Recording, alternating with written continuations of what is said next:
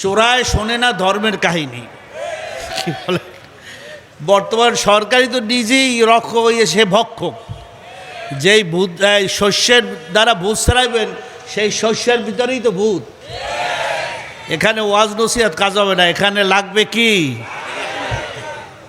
তো যাই হোক, আমি অল্প সময় কম, 8:15 মনে হয় আজান দেবে।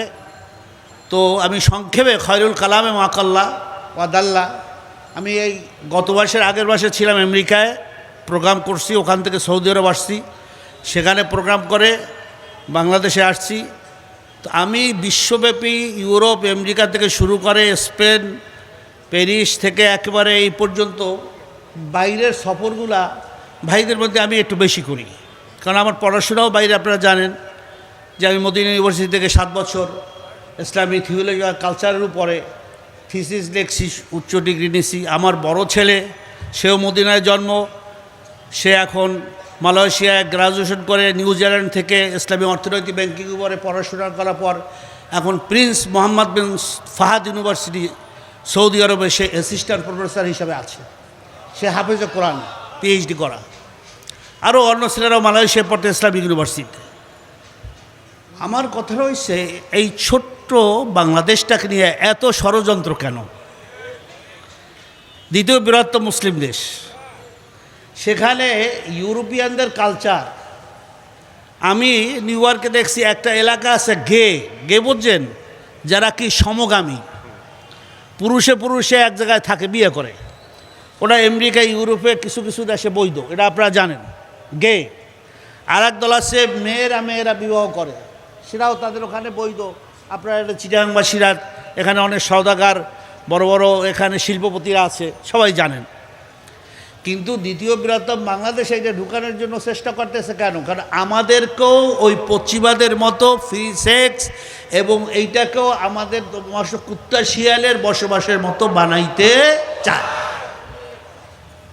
যেইটা ব্যাখ্যা করলেন আমার ভাই আবরার সাহেব, কিছু 7ম শ্রেণী 6ষ্ঠ শ্রেণীর বই দ্বারা, যেমন ইসলামী শিক্ষা যে বইটা মাদ্রাসায় 6ষ্ঠ শ্রেণীতে, কারণ আমি তো চরমনাই মাদ্রাসার প্রিন্সিপাল, ওখানে অনার্স আছে, মাস্টার্স আছে, কারিগরি আছে, সায়েন্স আছে, ওরাও বিশ্ববিদ্যালয় কলেজ বর্তমানে চরমনাই যে আলিয়াটা, সেখানে 6ষ্ঠ শ্রেণীর বইয়ের মধ্যে সব মূর্তি, ইসলামী শিক্ষার বইয়ের মধ্যে গণেশের মূর্তি, দুর্গার মূর্তি ইসলামী বইয়ের মধ্যে দিয়ে রাখছে। তো এগুলা এখন এভাবে আর হবে না। আসলে ইউবাদ্দেল, শত্রু যেভাবে আসে সেইভাবে মোকাবেলা করতে হবে, মুসলমানদেরকে সজাগ হইতে হবে। তা ইউরোপ আমেরিকারা কি চায়? আমরা ওদের মতো জানোয়ার হই, পশু হই। যেমন উদাহরণস্বরূপ, ওখানে 18 বছর বয়স হইলে আপনার ছেলে আপনার মেয়ে, আপনার ছেলে আপনার মেয়ে। 18 বছর বয়স হইলে তারা যদি বয়ফ্রেন্ড গার্লফ্রেন্ড নিয়ে যাকে ইচ্ছে তাকে নিয়ে করে, পুরুষে, মেয়ে নারী, সে বয়ফ্রেন্ড বা গার্লফ্রেন্ড মারাইতে পারবে। আপনি যদি বাধা দেন পিতা হইয়া, গার্জিয়ান হইয়া, তাহলে আপনাকে জেলে নেবে, বলবে যে তুমি তার ব্যক্তি স্বাধীনতার উপরে হস্তক্ষেপ করছো। 999 টিপলি এরকম অনেক বাংলাদেশি আছে যাদেরকে নিয়ে গেছে জেলে, এখনও জেলে আছে, আমি নিজে জানি, দেখছি।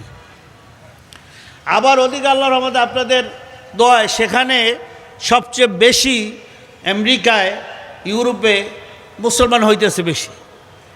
প্রতিদিন 24 ঘন্টায় আপনার প্রতি ঘন্টায় 2.5 জন করে মহিলা এবং 1 জন করে পুরুষ, অর্থাৎ গড়ে 5 জন করে 24 ঘন্টায় মুসলমান হইতেছে। বহু কানিসা মানে যেটাকে বলে খ্রিস্টানদের গির্জা, এই খ্রিস্টানদের গির্জা মুসলমানরা কিনা মসজিদ বানাইতেছে। বাস্তব সত্য, আমি নিজে কয়েকটা গির্জা উদ্বোধন করছি মসজিদ হিসাবে, ওখানে খুতবা দিয়েছি, জুমার নামাজ পড়াইছি। এই আপনার স্পেনে, আপনার নিউ ইয়র্কে, আপনার ফ্লোরিডায়, আপনার বাফেলোতে, নিউ জার্সিতে, বিভিন্ন জায়গায়, ডালাসে, অনেক রাজ্য, প্রায় 50টার উপরে, বাংলাদেশের মতো বড় বড় রাজ্য, এক মহাদেশ তো আমেরিকা, তাই না? নিউ ইয়র্ক থেকে ডালাসে যাইতে লাগে 4 ঘন্টা প্লেনে, এত বড় দেশ, বিশাল দেশ। সেখানে মুসলমান হইতেছে। আর ওই ইহুদি খ্রিস্টানরা বাংলাদেশে তাদের ওই দেশে আর খায় না, তাদের ধর্ম দেশে খায় না। এখন বাংলাদেশে এসে গরিব মুসলমানদেরকে এই যে পার্বত্য চট্টগ্রামে ওরা ওদের কিছু এনজিওর মাধ্যমে ওখানে করে কি ওই মুসলমানদের কি করতেছে না, করতেছে কি করে না, খ্রিস্টান মিশনারিরা কাজ করতেছে, কিন্তু মুসলমানদের খবর নাই। আমরা আলেমরা, আমরা ইসলামপন্থীরা বিভিন্ন ধরনের দল নিয়ে, কেউ জোরে আমিন, কেউ আস্তে আমিন, কেউ রফেয়া দেন, কেউ মিলাদ, কেউ মাজার, কেউ ঢোলবাদ্য, বিভিন্ন ধরনের নিয়ে আসি। ওদিকে যে আমাদের দেশ নিয়ে যাইতেছে নাস্তিকরা, হিন্দুত্ববাদ, ওদিকে যে আমাদের মগজ ধোলাই করে ইসলাম বিরোধী বানাইতেছে, এ খবর কিন্তু পিতামাতার নাই। যেমন মহিউদ্দিন চৌধুরী সাহেব এখানে মেয়র ছিল না, ছিল কি ছিল না, আমি একটু দেখাই এই চট্টগ্রামের অবস্থা। উনি কিন্তু হজ কাফেলা করতো, আমি নিজে দেখছি কি করতো না, হজ কাফেলা করতো না, মেয়র হজ কাফেলা উনি যাইতো। তো একদিন আমি আব্বাজান রহমান, তখন আমি ছাত্র মদিনা ইউনিভার্সিটি, প্রায় 30 বছর আগে, তো আমরা বিজনেস ক্লাসে যাইতেছি প্লেনে, আর মহিউদ্দিন সাহেব বলতে আছে, মহিউদ্দিন চৌধুরী আপনাকে মেয়র, যে হাসবি রব্বি সাল্লাল্লাহ মাফি কলবি করে পড়তে আছে প্লেনে বসে। তা আব্বাজান পাশে, আমি গেলাম আব্বাই দিয়ে মেয়র কি কয়, তাহলে মাফি কলবি গয়েরে হাসিনা গয়েরে আওয়ামী লীগ, ওর কলবে আওয়ামী লীগের হাসিনা ছাড়া কিছু নাই, ও কয় ফাও। ঠিকই তার ছেলে নওফেল স্কানে পড়ে এবং ভারতীয় স্কুলে, হিন্দুদের স্কুলে পড়ে, কলেজে পড়ে, সে একটা বড় নাস্তিক হয়েছে। সে কি বলে এটা আপনারা জানেন, ফেসবুকে দেখেন নাই, আমার কাছেও আছে, যে আমি একজন পাক্কা মুসলমান, আমার ইমান শক্ত,